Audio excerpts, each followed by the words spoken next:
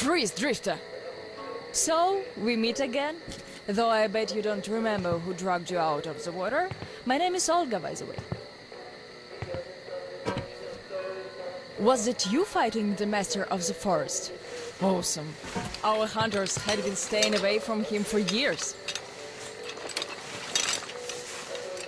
Damn it. Sorry, teacher. The logs all rusted up. Your friend Alyosha is already at the dam. He said your colonel won't wait, so you don't have much time.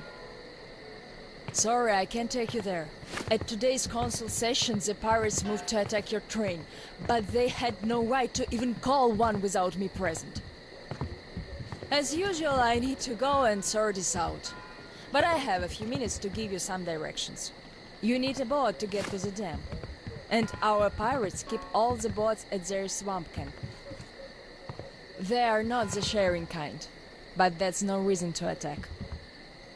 Nobody wants bloodshed, so just stay out of their sight. Take the road to the barricade. Go down to the swamp and find the dock. That's where Alyosha and I took the boat from. Teacher, forgive me. There are some left, but be careful.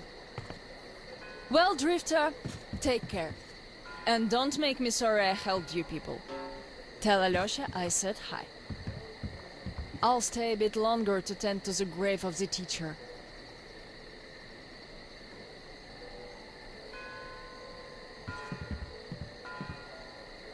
Decided to relax a bit before the trip. That's a good idea.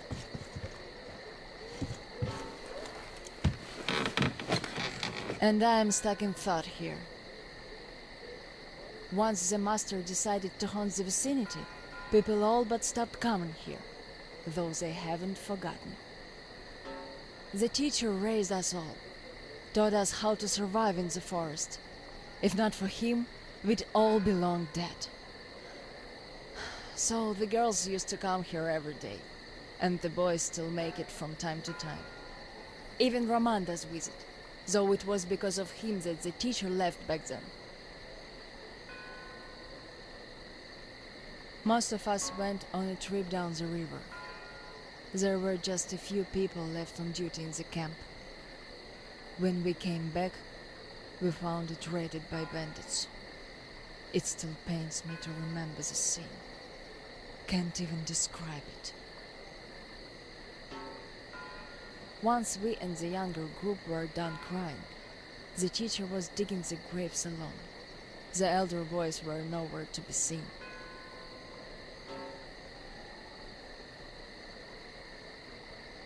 We helped the teacher with burying ours.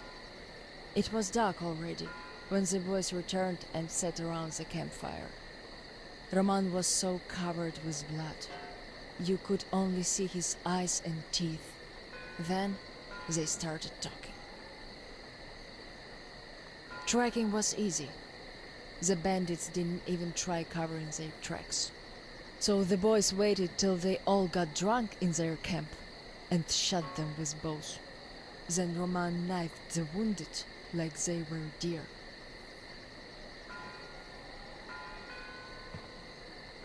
The teacher just sat there listening. I can still see his chin tremble. And he didn't say anything. Anything at all. They understood what he meant anyway.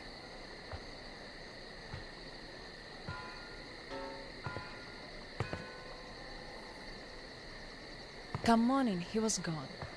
To this church. At first he wouldn't speak to anyone, but us girls kept checking up on him, just to bring him some berries, or ask for advice, and gradually he started speaking to us.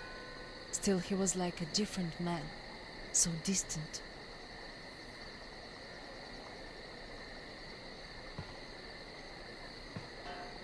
He never talked to the older boys anymore, though he'd reply to their letters, and to the rest of us who'd keep visiting him, he would always say we had to become their conscience, keep them from becoming monsters.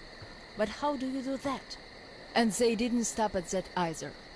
Started calling themselves pirates, made the floated lumber mill in the swamp their private HQ. Then they started hanging bandits from the posts. calling them musts. One day they took about 10 bandits alive and used them to test all the boys. Made them kill the bastards. None of ours could do it. And they all got called cowards for that. And then got ostracized. That's how the pioneers came to be.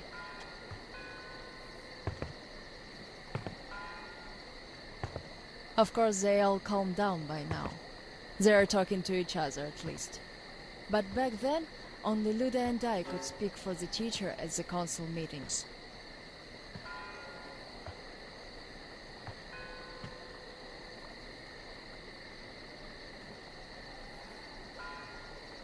In the end, Luda and a few boys just couldn't take it anymore and left. I wonder if they found a better place to live. I still keep checking the radio, hoping to hear from them.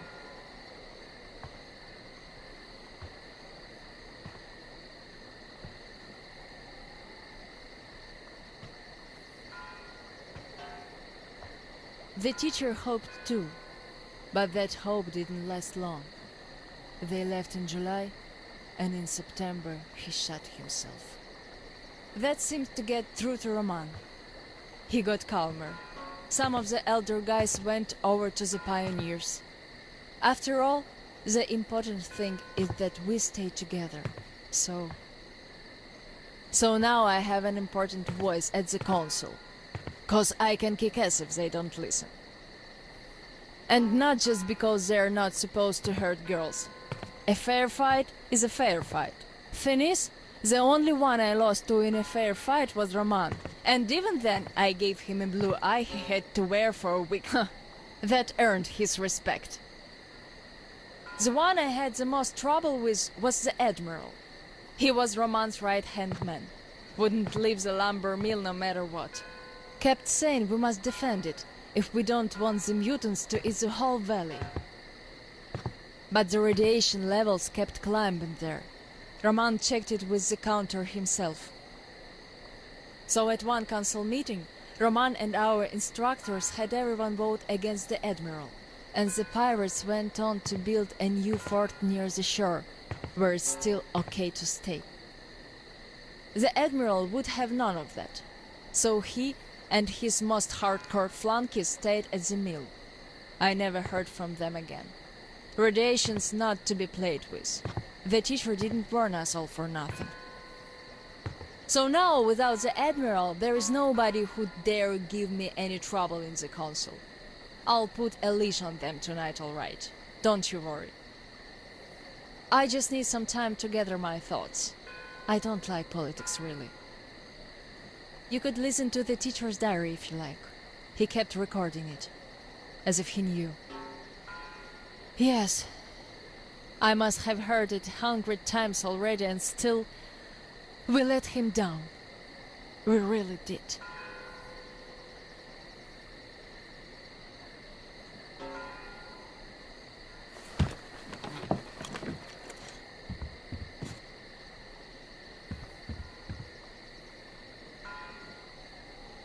The radio's silent.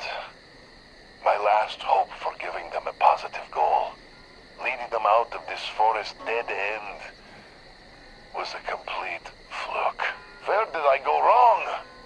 How could these great, talented, active, brave, honest, friendly children who would actively seek justice turn into monsters? Sure, I'm no Pestalozzi, but I did all I could.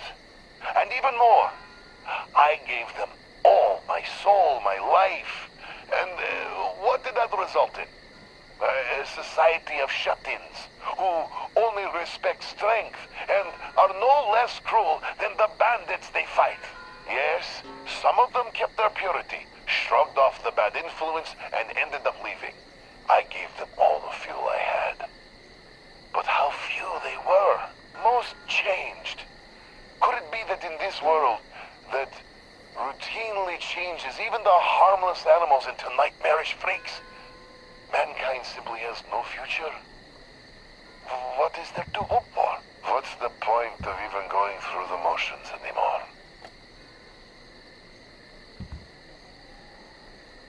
Well, At tonight's council session, I'm going to remind them all what the teacher thought in the end.